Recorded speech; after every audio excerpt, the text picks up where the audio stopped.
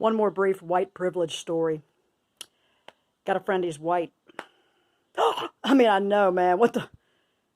Right off the bat, this is like going down the wrong road. Anyway, he's white, God forbid. And it was dark. It was about 5 a.m. Well, it's 5:30 a.m. in the wintertime, where it's dark in Maryland. And he went outside to start his truck before work to let it warm up before he left.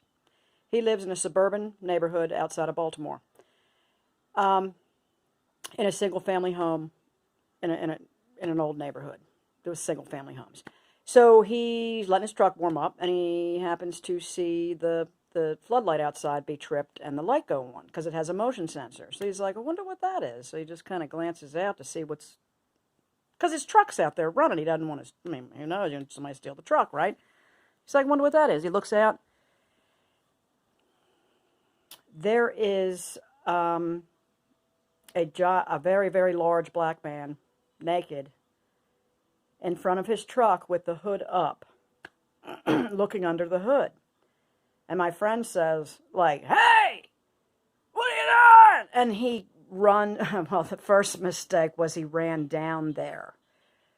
Anyone naked in the wintertime in your yard, you may not want to approach them, but I mean, his gut instinct was, I mean, we're from the 70s. He's like hand-to-hand combat. I'm not going to punch this dude, you know. We're not thinking, gee, we're going to, you know, I don't know. I don't know why he ran. Well, that was his instinct. He ran down. The guy beat him almost to death, and my friend is very big and very strong. The guy beat him almost to death. He almost bit his thumb off. He beat his face, broke his, I mean, if there was pictures, it was unbelievable. This guy's been through other things, too, that were completely crazy. That had nothing to do with white privilege or anything, but it was just some other weird thing. So this guy's been through some stuff.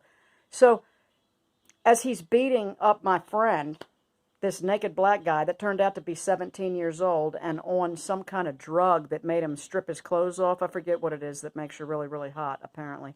And you feel like you're burning up and you have to take your clothes off. Well, my friend's wife came out with a gun and shot it in the air.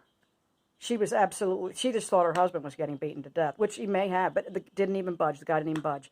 My friend who was getting beaten up reported later after the incident, the guy was screaming at him, kill me, mother effer, and all this stuff. He said he had him by the balls, twisting, punching his balls. The guy did not react to pain in any way, shape, or form, but kept yelling, kill me, and all this weird, crazy shit.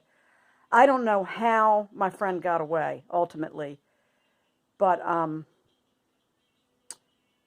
what happened from there was he had to go to the hospital. He had to have pins put in his thumb. He had to have x-ray, all kind of emergency medical attention done. He was weeks out of work, which he lost a shit ton of money being out of work. Charges brought, criminal charges up against this guy, where as the court systems rolled as slowly as they always do, what eventually happened to the perpetrator of this crime is 100% absolutely fucking nothing. Not one single thing happened to this guy at all. And I believe we found out later that he was the son of a police officer. I think that's the story. If it isn't, I'm going to check with my friend today and make sure, because I'll retract that. It may have been a son of an attorney. I think it was a police officer, though. And, yeah. So my son has been my friend has been permanently maimed by this guy, lost thousands in earnings because he couldn't go to work, was, of course, traumatized, beaten, the pain and suffering, everything that went along with it. He's white. His perpetrator was black. Literally zero compensation whatsoever, zero punishment whatsoever. End of story.